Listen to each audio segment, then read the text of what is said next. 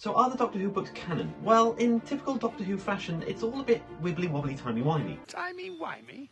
I've no idea where he picks that stuff up. You see, shortly after bringing the show back in 2005, Russell T Davies stated that canon was not a word that could be tied with Doctor Who. However, he later backtracked on this idea following his return in 2023, confirming that both the Tales of the TARDIS series and Chris Chibnall's Timeless Child arc were indeed canon. This was also helped with the appearance of the Morbius Doctors and Richard E. Grant's alternate Ninth Doctor within the main series of Doctor Who. It's possible to trace this confusion regarding canon to the sexiest of all things, ownership rights. You see, the BBC only controls the trademark for a handful of things, namely the Doctor, the TARDIS and the Time Lords, whereas almost everything else is actually controlled by individual rights holders. These include, but aren't limited to, the Daleks, Cybermen, Unit, the Ice Warriors, the Sontarans, Sutekh, Rassilon, the Zygons, K9, the Lethbridge Stewards, and the Rani. So if no single entity owns Doctor Who, how can something be classed as canon? Now this is a sentiment that is actually shared by a lot of people across the various Doctor Who media. In 2021, Big Finish joked that the question of canon was only good for causing arguments. This was mainly due to the fact that the audio dramas were often classed as being outside of canon. However, in the mini television episode Night of the Doctor, in which we see Paul McGann's 8th Doctor regenerate into War Doctor, he actively mentions characters who only exist within the audio drama. Charlie, here is Lucy, Tamsin, Molly.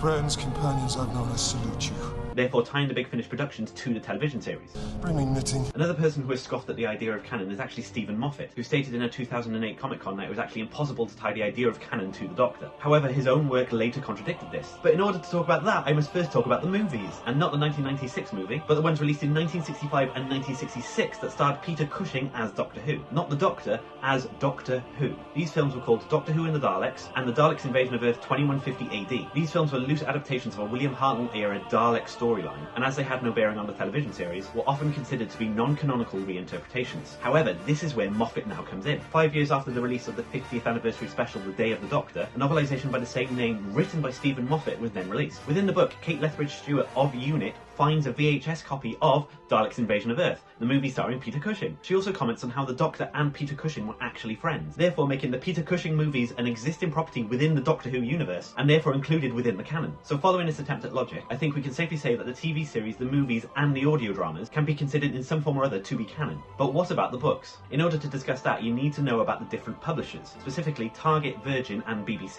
In 1973, Target Books published novelizations of the classic shows until 1987 when they were acquired by Virgin Books. In 1991, Virgin created a series called The New Adventures of Doctor Who that ran until 1997 when Virgin lost the license. This license was picked up by two entities, the BBC and Big Finish audio dramas. Big Finish continued several of the storylines seen within The New Adventures within their audio drama, which, as we have already agreed, can be seen as canon. But what about the BBC books? Whilst many of these are seen to be standalone adventures, I would like to give special mention to The Story of Martha. This is a BBC book set within the same continuity as the other BBC books. However, the events of this are expressly tied to the season 3 finale of the television show. So if this particular BBC book is tied to the show, then it's safe to assume that the rest of the books are as well. And as we have already decided that the TV show is canon, if these books are expressly tied to the TV show, therefore the books are also canon. So yes, the Doctor Who books are canon. That took far too long to explain. For those of you who are still watching this, hello, my name is Thomas Goodyear. I am a horror writer based in South Wales. I love all things horror and science fiction, including Doctor Who. If you enjoyed your time here, please consider following along. I also have a monthly newsletter filled with exclusives and various goodies that you can sign up to at thomasgoodyear.co.uk.